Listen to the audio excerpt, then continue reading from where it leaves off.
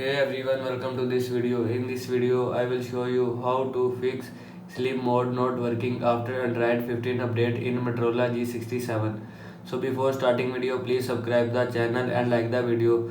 So let's start the video without wasting time. First of all, restart device. Swipe down, open quick setting panel, click on power off icon and click on restart. After click on restart, restart your phone. Now go back. After that, clear clock up cache.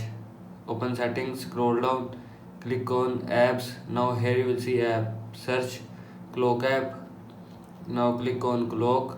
Scroll down, click on storage and cache and click on clear cache. After click on clear cache, clock will be clear cache from your phone. Now go back.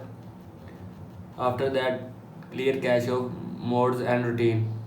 Again open setting, scroll down, again click on apps.